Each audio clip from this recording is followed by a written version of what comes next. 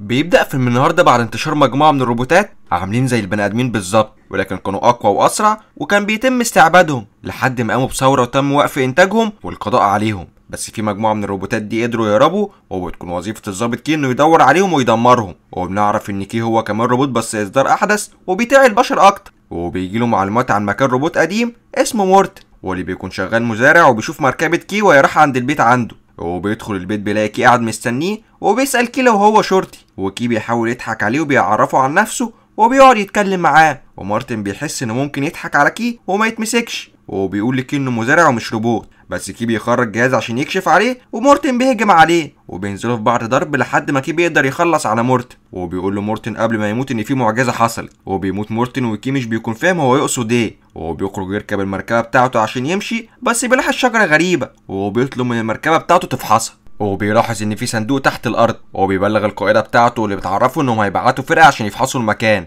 وبيرجع على اسم الشرطه وبيتعمل له اختبار عشان يتاكدوا انه ولقوا لسه للبشر. وبيخلص وبيرجع على بيته والجيران بتقعد تشتم فيه، ومش بيكونوا طايقينه بسبب ان روبوته مش بشري. بس كي مش بيفرق معاه وبيتعامل معاهم ببرود. وبيدخل البيت وبيقابل حبيبته جولي، واللي بتكون عباره عن هولوجرام، وكانت بتتعامل معاه بطيبه وحنيه، وكان كي معتبرها مراته.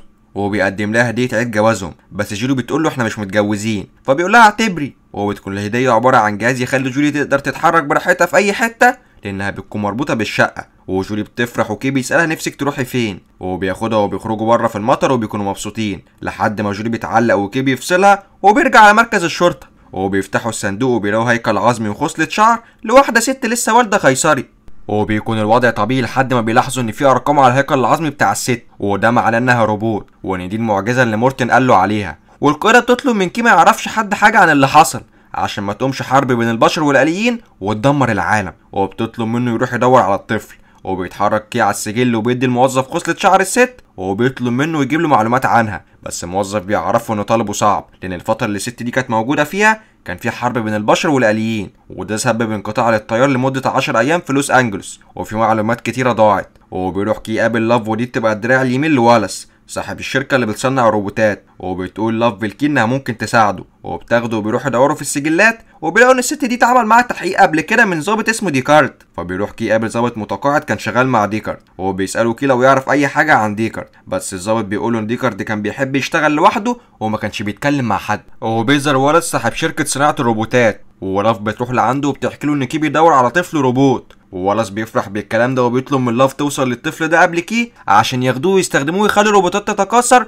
ويقدر يسيطر على العالم. وبيروح لكي اللي بيكون قاعد في مقهى وبيفكر في القضيه، وبيكون قائد الشرطه قاعده بتراقبه من بعيد، وبتكون خايفه لكي يكون يعرف معلومات زياده عن اللي قالها لها. وبتسلط عليه مجموعه من فتيات الليل، بس كي بيصدهم كلهم، وفي واحده بتفضل وراه لحد ما بتعرف مكان بيته. وبيسيبها كي وبيتحرك على بيت مارتن، وبيدور على اي حاجه تساعده. وبيقدر يوصل لشراب طفل صغير، وبيروح لعند الشجره وبيلاقي تاريخ مكتوب عليها 6/10/2021. وبيبدأ كي يفتكر نفسه وهو صغير وهو واقف وماسك حصان معمول من حديد. وبيروح للاف واللي بتروح للمشرحة عشان تسرق العظم، بس بيدخل عليها الدكتور فبتخلص عليه. والقائدة بتعرف كي وبتقول له انه لازم يدور على الطفل بسرعة لان في حد بيدور وبيحاول يسبقه. وبتتكلم معاه وبتحاول تعرف لو مخبي اي حاجة عنها، وبتسأله عن ذكرياته، فبيقول لها كي انه مش فاكر غير ذكرى واحدة بس وهو صغير، وكان الاطفال بيجروا وراه عشان ياخدوا منه الحصان بتاعه، وهو بيخبيه والاطفال بيوصلوا لعنده وبينزلوا فيه ضرب. وهو بيسيبها وبيتحرك على الارشيف، وهو بيدور على التاريخ اللي لقاه، وبيكتشف ان في 2 اتولدوا في نفس التاريخ، ولد وبنت، بس البنت بتكون ماتت والولد عاش واتربى في ملجأ ايتام. وهو بيعرف كل عنوانه وبيتحرك على المكان، بس هو في طريقه بيهجم عليه مجموعه من قطاع الطرق وبيقدروا يوقعوا المركبه بتاعته. بس فجاه بتنزل عليهم قنابل وبيطلع ان لاف بتراقبه وهي اللي ساعدته. وبيكمل كيف طريقه وبيوصل للملجأ، وبيسأل صاحب الملجأ عن التاريخ، بس صاحب الملجأ بيقول انه ما يعرفش حاجه عن التاريخ ده. فبيضربوا كي وصاحب الملجأ بياخدوا الارشيف، بس كي وهو ماشي في طريقه بيحس ان المكان مألوف. وبيكمل السجل وبيلاقي سنه 2021 مقطوعه، فبيخرج وبيروح يدور على الحصان بتاعه في المكان وبيلاقيه، وبيكون مكتوب عليه 6/10/2021. وكي بيتصدم انه كده هو الطفل اللي بيدوروا عليه، وبيقعد يفكر في حاجات كتير زي هو كده بشري ولا مولود من روبوت، وحتى لو مولود فهو كده هيموت لان في ناس كتير بيدوروا عليه. بس جولي بتهديه وبتقول انه ممكن تكون الذكريات دي مش حقيقيه وتكون متركبه.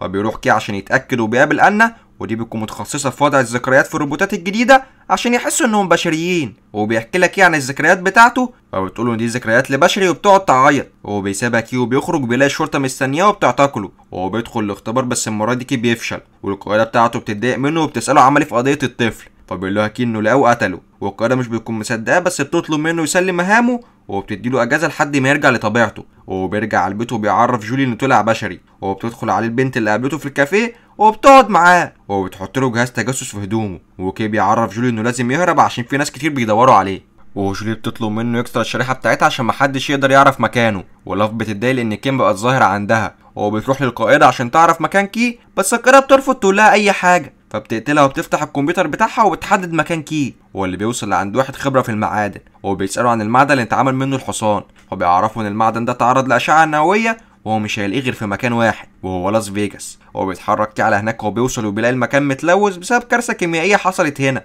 هو بيفضل كي مكمل لحد ما بيلاقي فندق مهجور، هو بيقعد يلف فيه لحد ما ديكارد بيظهر له وبيكون ماسك مسدس، وكي بيعرفه انه شرطي بس مش جاي عشان يقبض عليه، بس ديكارد مش بيسمع له وبيضرب عليه، وكي بيقع لتحت وديكارد بينزل له وبينزل فيه ضرب، وكي مش بيرضى يرد له الضرب وبيستنى يتعب، وبيقول له تعالى نقعد نتكلم، وهو بيحكي له كي عن الطفله، فبيعرفه ريكارد ان الطفل ده يبقى ابنه، وكي بيصدم ومش بيرضى يعرفه ان هو يبقى ابنه، هو بيسأله عن الستة فبيعرفوا انها اسمها ريتشل، وبيعرفوا كمان ان هو ساعد الروبوتات الاوائل انهم يكسبوا مهارات كتيرة ويبقوا احسن من البشر، وفي الوقت ده بتظهر طيارات تبع اللاف وبتفجر المكان، وبيدخل رجالتها وبيخطفوا ريكارد، وكي بيكون مصاب اصابات خطيرة بس بيقاوم وبيحاول يلحق ريكارد، بس لاف بتظهر من ظهره وبتوقعه على الارض، وبتكسر الجهاز بتاع جولي، وجولي بتختفي للابد، وكي بيزعل انها كانت كل حاجة بالنسبة له، وبياخدوا ريكارد وبيمشوا وبيسيبوا كي في حالة صعبة، وبعد شوية بيفوق بيلاقي نفسه في مكان غريب، وبيطلع ان البنت اللي قابلته في المقهى وراحت له البيت وحطت جهاز التتبع في هدومه هي اللي انقذته، وبتعرفه ان القاهره بتاعتها عايزه تشوفه، وبتظهر وبيكون اسمها فريز، وبتعرفه ان عددهم كبير وانهم بيجهزوا عشان يعملوا ثوره ويحكموا العالم، وبتطلب منه يقتل ريكارد لان لاف ممكن تعرف منه معلومات كتير، وبتعرفه كمان انها كانت صاحبه ريتشل وانها كانت معاه وهي بتولد وانها خلفت بنت مش ولد، وبتكون فريز مخبيها عشان تخرجها في الوقت المناسب عشان تقود الثوره، وكي بيكون مظلوم انها طلعت طفله مش طفل، وبكده هو يبقى روبوت عادي مش بشري، وبتعرفوا فريز انهم حطوا الذكريات عنده عشان كانوا عارفين انه هيدور ورا ريتشل، وده كان جزء من الخطه، وهو بيروح لريكارد واللي بيكون قاعد مع ولس، وولس بيحاول يعرف منه اي معلومات بس ريكارد بيكون رافض يتكلم، فبيعرض عليه ولس عرض وهو ريتشل جديده، بس ريكارد مش بتعجبه النسخه الجديده، فبيعرف ولس ان دي كانت فرصته الاخيره، وهما دلوقتي هيفضلوا يعذبوا فيه لحد ما يقولوا المعلومات اللي عنده، وهو بتاخده لاف على طياره بس كي بيوصل لعندها وبيفجر الطياره، وبتدور منهم معركه شرسه بس كي بيقدر يغرقها وبيخلص عليها، بس بيكون اتصاب وبياخد ريكارد لعند بنته، واللي متفاجئ انها الدكتوره انا، واللي بتفرح لما بتشوف ابوها، وكي بيفضل قاعد بره يعاني من اصاباته لحد ما بيستسلم وبيموت، وبكده خلص الفيلم. يلا سلام.